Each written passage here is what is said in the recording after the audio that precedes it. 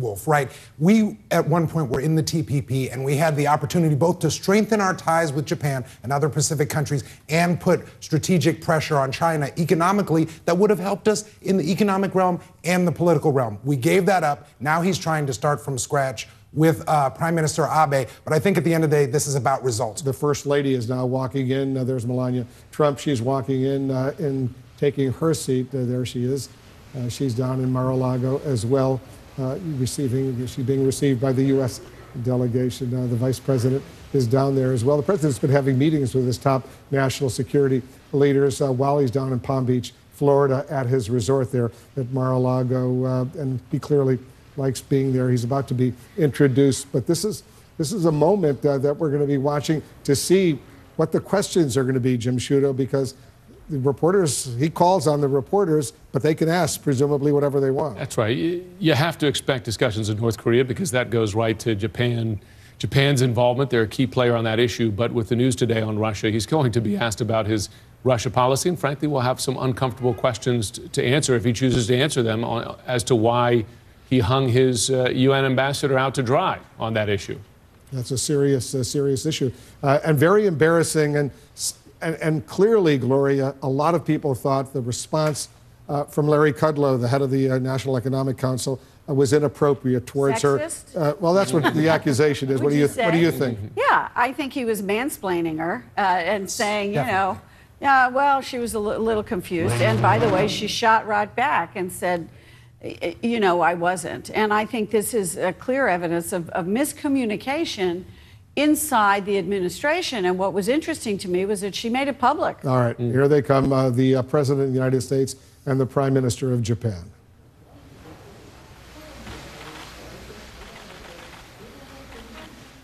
Thank you very much. I want to begin today by expressing my deep condolences to the entire Bush family on the passing of former First Lady Barbara Bush, a wonderful, wonderful person. For decades, Barbara was a titan in American life. Her presence and character were engraved into America's identity.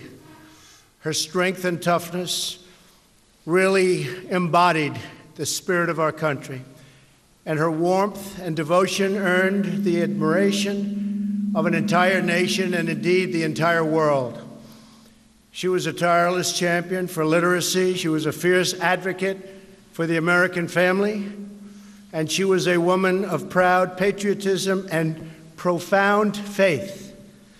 Our hearts are saddened by her passing, but our spirits are lifted by the memories of her goodness and her grace. She was a good person. Melania and I send our prayers to Barbara's husband of 73 years. I'll never beat that record.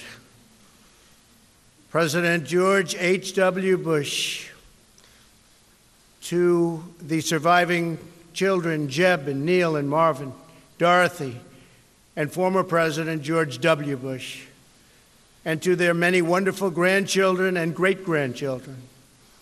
This evening, I also want to send a message to all of the brave service members from the United States, France, and the United Kingdom who were involved in the very successful strikes on targets associated with the Syrian chemical weapons program last week.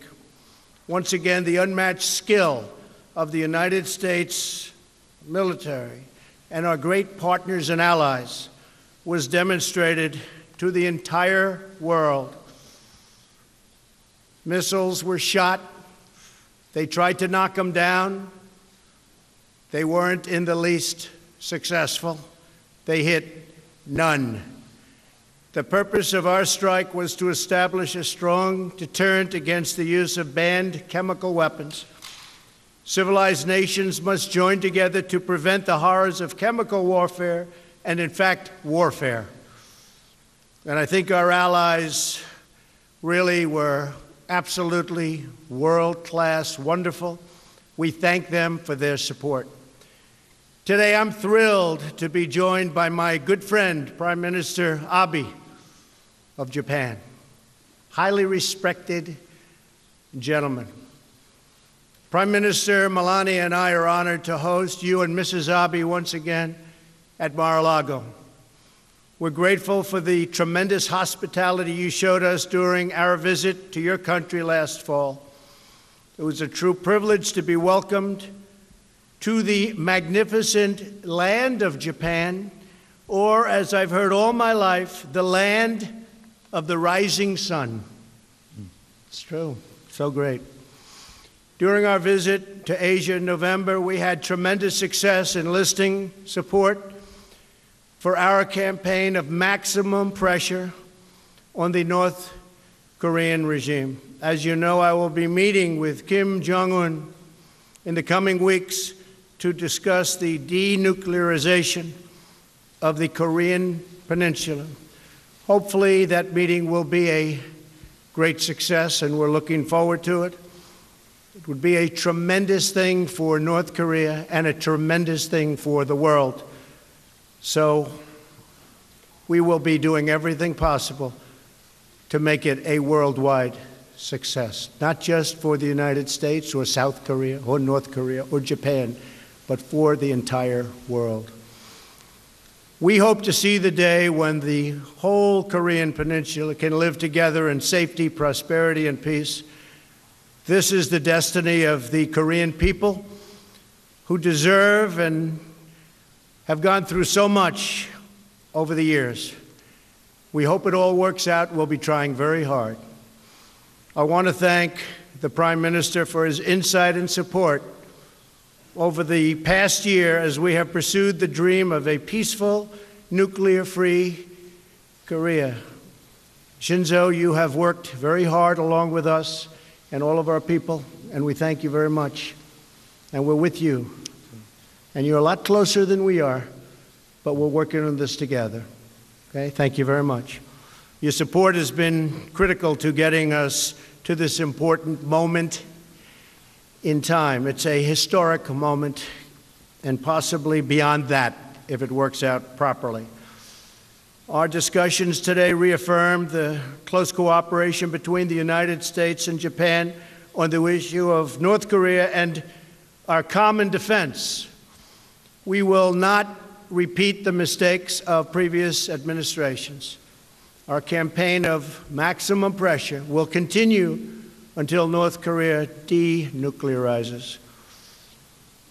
We have great respect for many aspects of what they're doing, but we have to get it together. We have to end nuclear weapons, ideally in all parts of the world. That would be a goal for all of us to hope for and to cherish. As I've said before, there is a bright path available to North Korea when it achieves denuclearization in a complete and verifiable and irreversible way. It will be a great day for them. It will be a great day for the world. During my visit to Japan last fall, I met with Japanese families who endured the terrible heartbreak of having their loved ones abducted by the North Korean regime. We want to see these families reunited as soon as possible. And I know for a fact that it's one of the truly most important things on Shinzo's mind.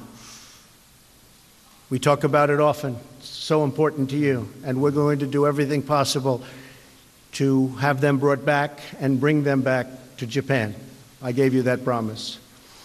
The United States also supports Japan's efforts to improve its defense capabilities, and we're exploring ways to expedite the sale of American military equipment to Japan through the Foreign Military Sales Program.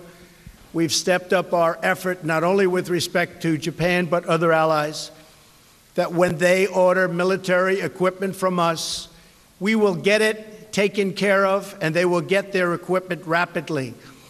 It would be, in some cases, years before orders would take place because of bureaucracy with Department of Defense, State Department.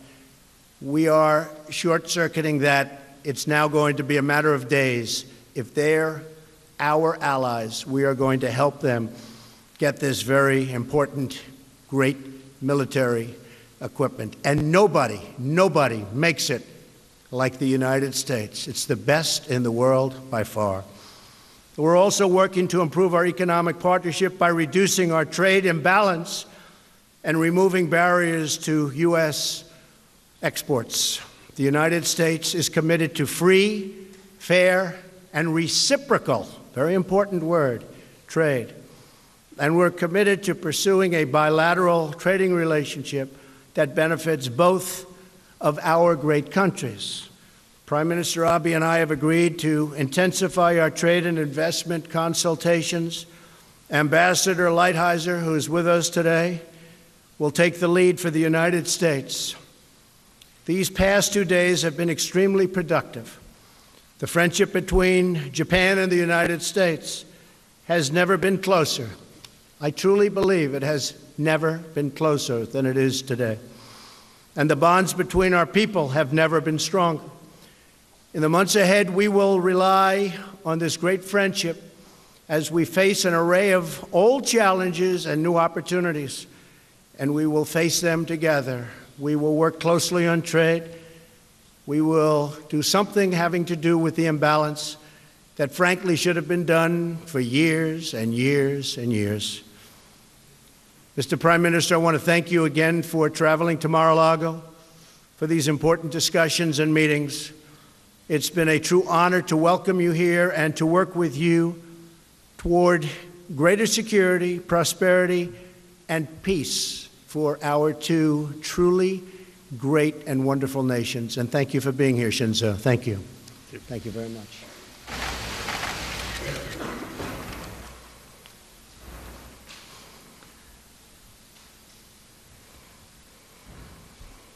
Mrs.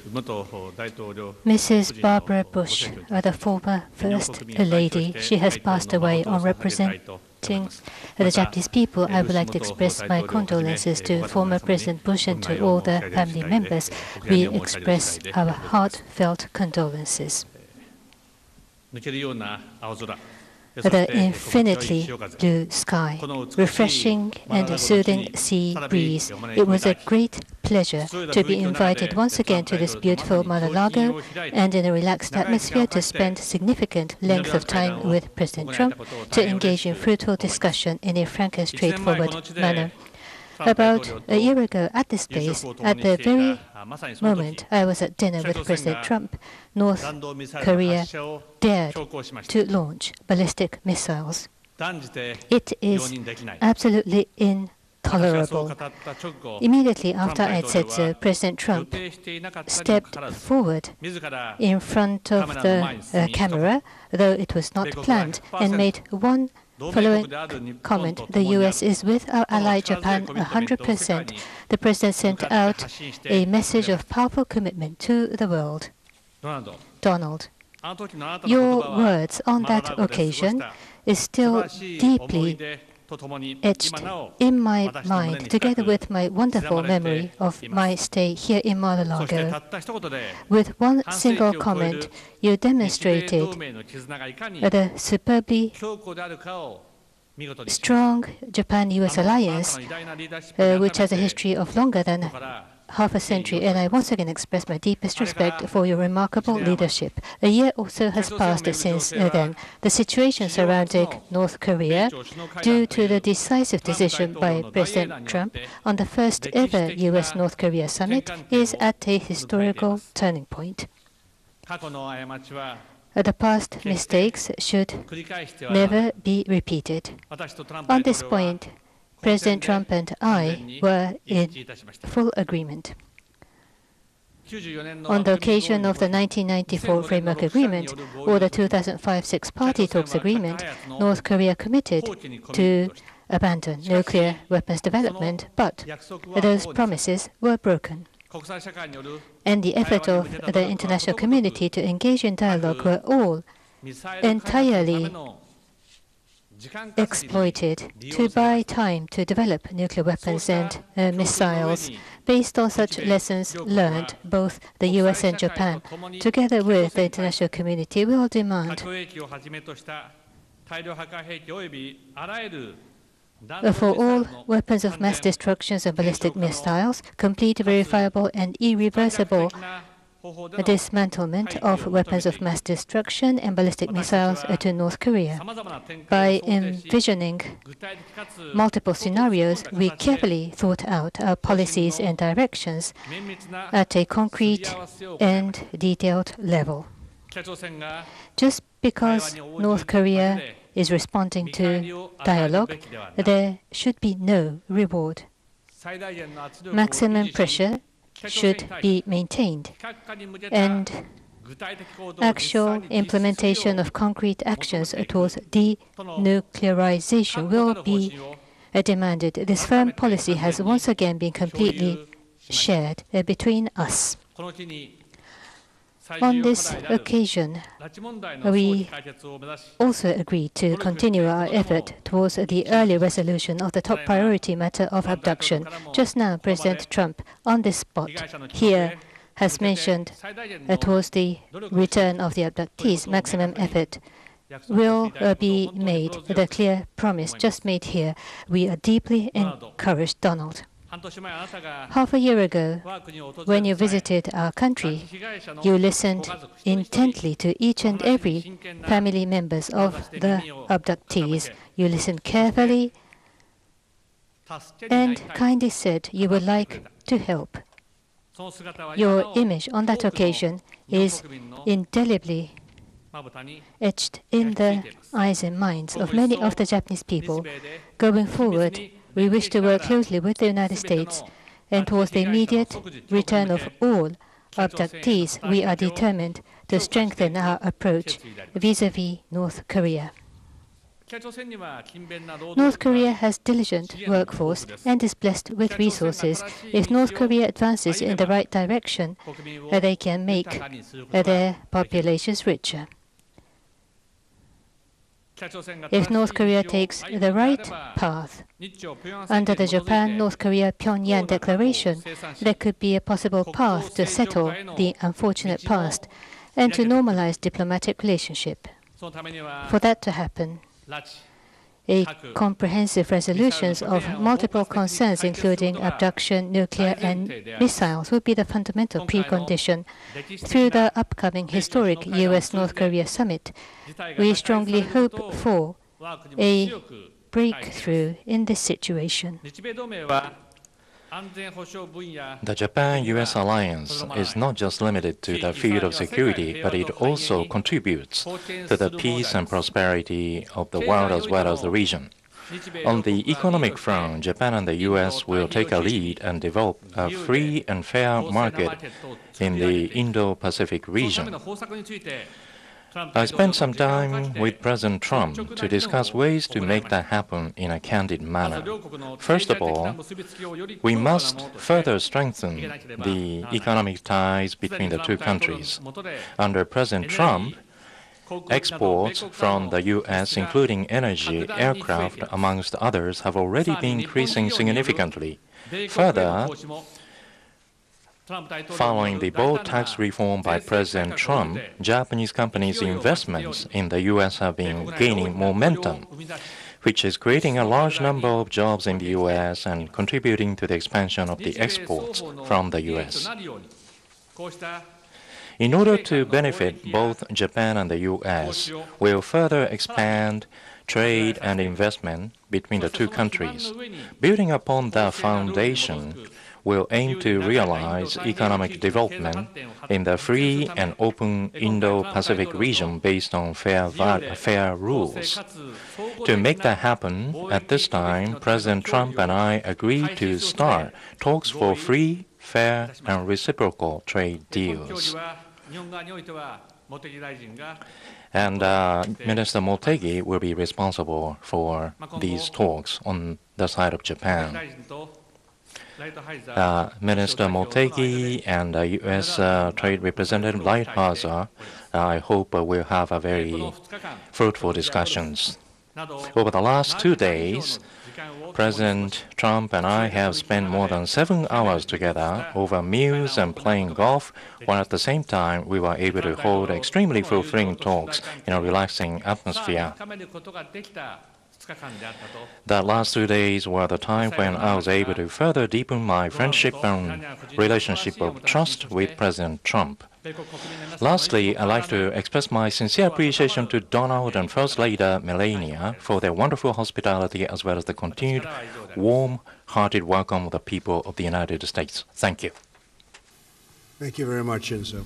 Appreciate it. Questions? Mark Landler. Mark. Thank you very much, Mr. President. Mr. Prime Minister, nice to see you again. Mr. President, you sent your CIA director to Pyongyang a couple of weeks ago, and he returned without 3 Americans who are being detained there, and also without any other visible signs of concessions the North Koreans had made to the United States in advance of your meeting with Mr. Kim. My question is, do you intend or are you willing to sit down with Kim Jong-un if Americans are still being held in North Korea? And will you insist on other tangible concessions from the North Koreans in return for gestures like sending a potential future Secretary of State to North Korea? And from the Prime Minister, if I may, you a moment ago alluded to new trade talks between your minister and Mr. Lighthizer. Should we interpret that to mean that you are now open to negotiating a bilateral trade deal between the United States and Japan? And then a second question, Japan is the only major American ally that was not exempted from the steel tariffs. Did you ask the President to exempt Japan, and if so, how did he reply? Thank you, Mark, very much. The fact is that they do have 3 prisoners. We have been talking about them. We're negotiating now. We are doing our very best. As you know, they've been there a long time, and it's harsh treatment. We fought very hard to get Otto Warmbier back, and when we came back, he was in very, very bad condition. It was a very sad event. We are likewise fighting very diligently to get the 3 American citizens back. I think there's a good chance of doing it. We're having very good dialogue. We will keep you informed, but we are in there and we are working very hard on that. We have come a long way with North Korea. We were, as you know, and when I say we, for many years they've been talking to North Korea and nothing's happened. This should have been taken care of by past administrations when they were not nearly so far along. But we put unbelievably powerful sanctions on and many other things. I want to thank publicly President Xi of China, who has done more for us than he's done for any other administration or than any leader of China has done for any president or administration. He has clogged up the border, as you know, and he's done it very, very powerfully. He would tell you himself that he never thought he would go to this extent. And I appreciate that very much, but it's put a lot of pressure on. As you know, 93% of the goods coming into North Korea come in from China. And President Xi understands that this is a very important set of months that are lying ahead. He doesn't want to see a Korea, North Korea, or any Korea that has nuclear weapons either. So he's also fighting for China when it comes to this. But he has been terrific. Can he be better? I always say, yes, he can be better. I said, President, you've been great. Can you be better? Yes. But he's been very good, and it's had a big impact, and what we've done has had a big impact. So we've never been in a position like this with that regime, whether it's father, grandfather, or son, and I hope to have a very successful meeting. If we don't think it's going to be successful, Mark, we won't have it. We won't have it. If I think that it's a meeting that is not going to be fruitful, we're not going to go. If the meeting when I'm there is not fruitful, I will respectfully leave the meeting and we'll continue what we're doing or whatever it is that we'll continue, but something will happen. So I like always remaining flexible, and will remain flexible here. I've gotten it to this point. President Moon of South Korea was very generous when he said if it weren't for Donald Trump, the Olympics would have been a total failure. It was my involvement and the involvement of our great country that made the Olympics a very successful Olympics. If you look at ticket sales prior to what took place with respect to North Korea, it was going to be a big problem, and it turned out to be a very successful Olympics. So we've gotten us here, and I think we're going to be successful. But if for any reason I feel we're not, we end. Okay? Thank you, Mark.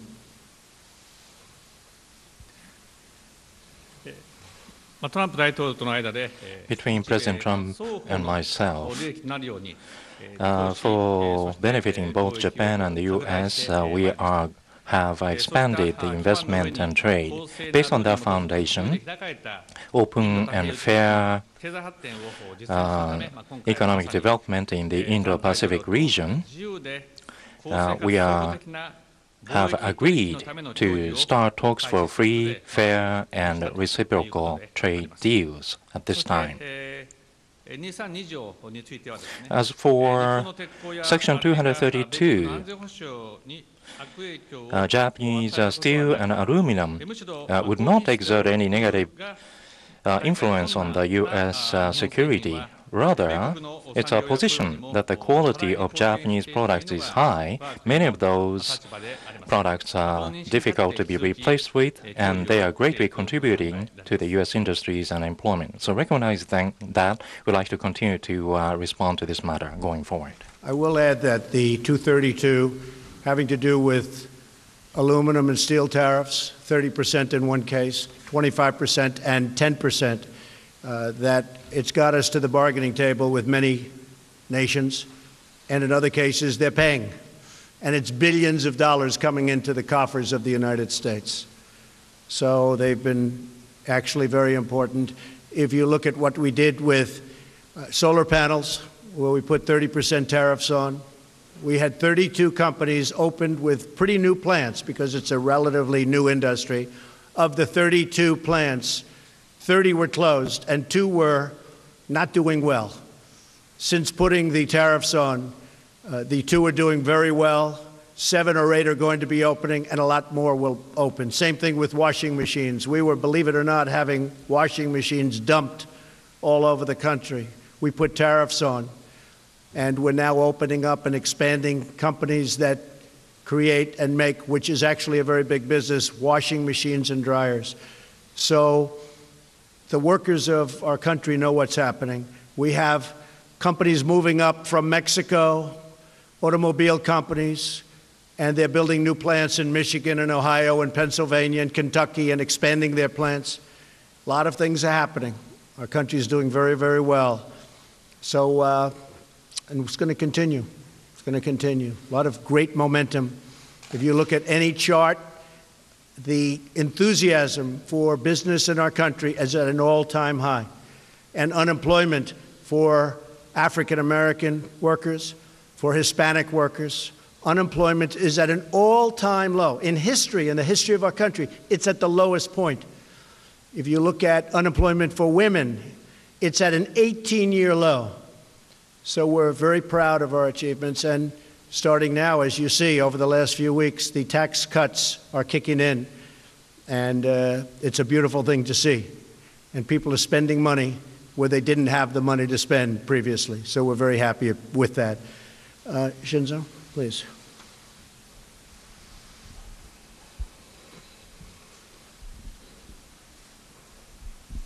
I'm Hara of NHK. I'd like to ask questions about how to handle North Korean issues. Prime Minister Abe, the coordination for holding a summit between the South Korea and North Korea, as well as between the U.S. and North Korea, is underway. There is a concern in Japan that Japan may be left behind. So how are you going to proceed with dialogue with North Korea? President Trump, you talked about the abduction issue. Are you going to consider the nuclear weapons disarmament the same level as abduction issue? Well, maybe I'll go first. Abduction is a very important issue for me because it's very important to your Prime Minister. I will tell you that we were having dinner last night and he started talking about abduction and how horrible it was. And his level of enthusiasm was unbelievable. And I said to him right then and there last night at the table, I said, we will work very hard on that issue and we will try and bring those folks back home. Very, very hard.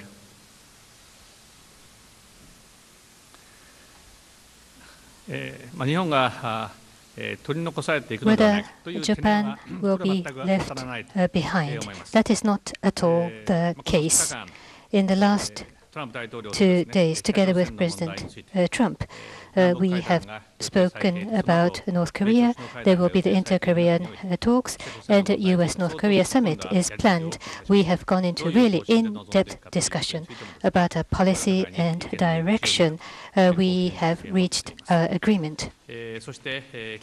Regarding the upcoming U.S.-North Korea summit, we hope that it will lead to the resolution of weapons of mass destruction, nuclear, missile, and of course, more than anything else, we hope it will be a historic summit that will lead to the resolution of abduction. And for that purpose, I have seriously and thoroughly discussed with President Trump, and we have fully agreed about our direction going forward, in particular regarding abduction. As Donald has explained, in our tete-a-tete, we have thoroughly discussed about this matter.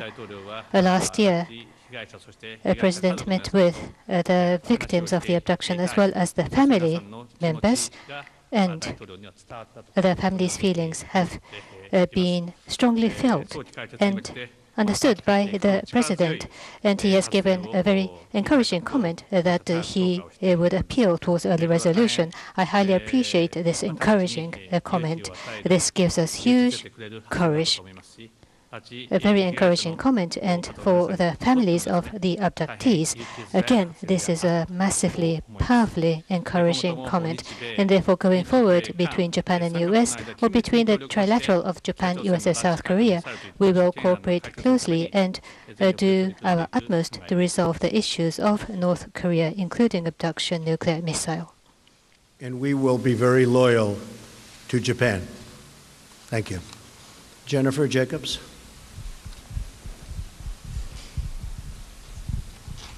Thank you, Mr. President. On the Mueller probe, have you concluded that it's not worth the political fallout to remove either Special Counsel Mueller or Deputy Attorney General Rosenstein? And Prime Minister Abe, did the President ask you to provide more funding for U.S. troops in Japan? And what agreement did you reach here in Florida on buying more military equipment from the U.S.? Jennifer, I can say this, that there was no collusion, and that's been so found, as you know, by the House Intelligence Committee. There's no collusion. There was no collusion with Russia other than by the Democrats, or as I call them, the obstructionists, because they truly are obstructionists. So we are giving tremendous amounts of paper. This was really a hoax created largely by the Democrats as a way of softening the blow of a loss, which is a loss that, frankly, they shouldn't have had from the standpoint that it's very easy for them. They have a tremendous advantage in the Electoral College, and this is what it is, and this is where it came from. You look at the kind of money that was paid. Probably some went to Russia. You look at Podesta having a company in Russia where nothing happened and people don't talk about it. You look at the fact that their server, the DNC server, was never gotten by the FBI. Why did the FBI take it? The FBI takes what they want. They go in, they wouldn't get the server. This is a hoax. As far as the investigation, nobody has ever been more transparent than I have instructed our lawyers. Be totally transparent. I believe we've given them 1.4 million pages of documents, if you can believe this, and haven't used, that I know of, or for the most part, presidential powers or privilege. So we are hopefully coming to the end. It is a bad thing for our country, very, very bad thing for our country. But there has been no collusion. They won't find any collusion. It doesn't exist. As far as the two gentlemen you told me about, they've been saying, I'm going to get rid of them for the last 3 months, 4 months, 5 months, and they're still here.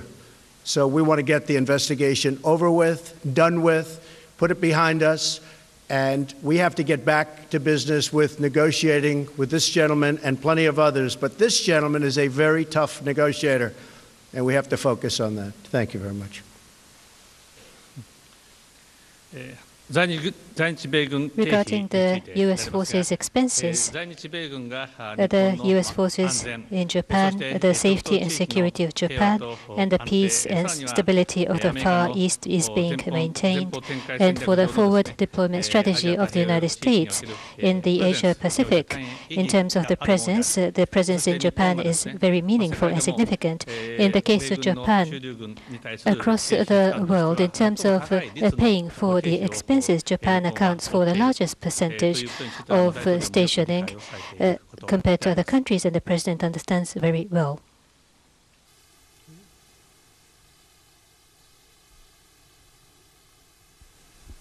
I'm Takita with the Sankei News.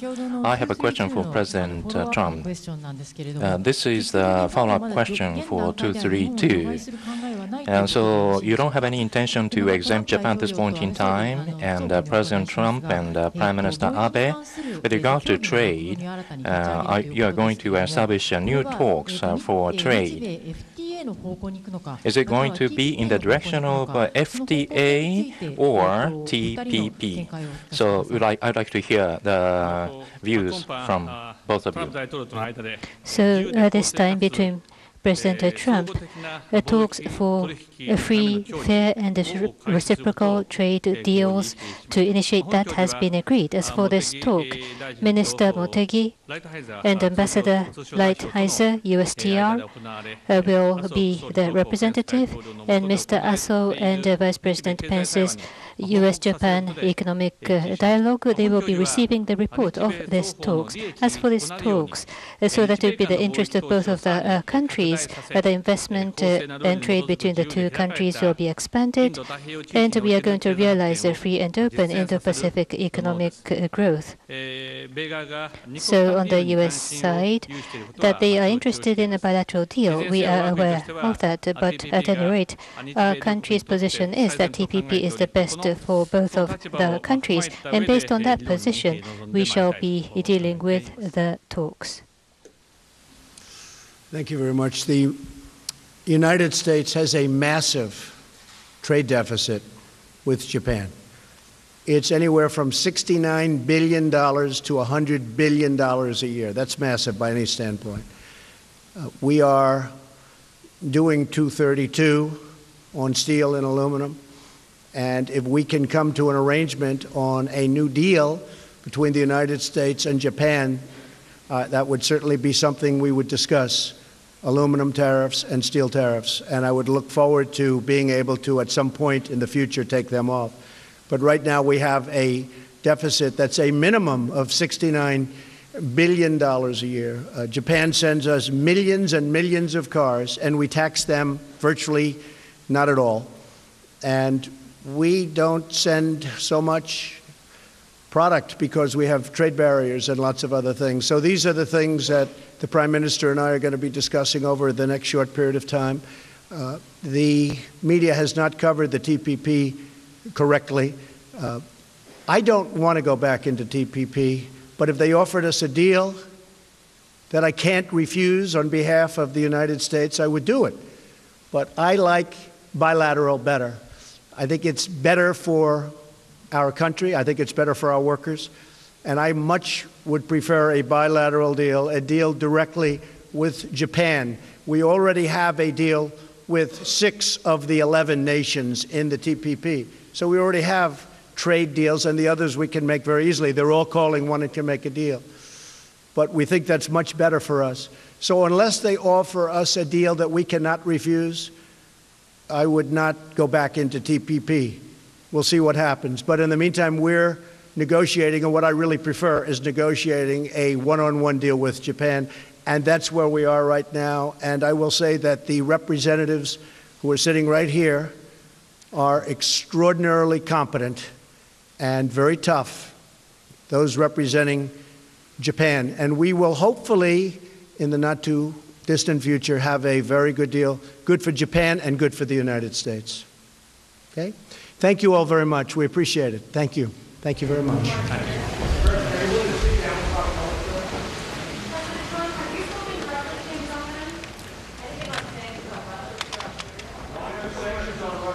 Reporters are shouting some questions. The president ignoring those questions. We'll continue to monitor it. In fact, let's listen in. That is a question.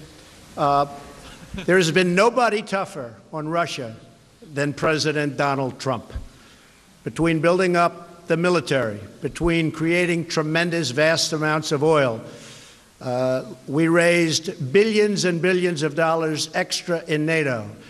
We had a very, very severe, we were talking about it a little while, fight in Syria recently, a month ago, between our troops and Russian troops, and that's very sad. But many people died in that fight. There has been nobody tougher than me. With the media, no matter what I did, it's never tough enough, because that's their narrative. But Russia will tell you there has been nobody tougher than Donald Trump. And then the other night, we had a strike in Syria, which was absolute precision. I leave it with this. With all of that said, if we can get along with China, and if we can get along with Russia, and if we can get along with Japan and other nations, that's a good thing, not a bad thing. Just remember that. If we got along with other nations, that's good, not bad. Thank you very much. All right, so there you have it, the Prime Minister of Japan, the President of the United States, the President making news on three major fronts, including the Mueller investigation, the special counsel investigation will assess that, North Korea, and now that last final shouted question involving Russia. The President says nobody has been tougher on Russia than he has been. Gloria, let me ask you, first of all, the President says Mueller and Rosenstein, they are still there. Clearly, he also said we're hopefully coming to an end of this Russia probe. Hi everybody, just a quick reminder, Mox News survives solely on your tips and contributions. It's easy to make a contribution or a tip or leave a tip at moxnews.com, or there are clickable links in the text body of this video. It should take the average person, most people, probably less than 2 minutes. Thanks very much for your time and your continued support. Stay cool, Wednesdays. This war is going to end. Till that day.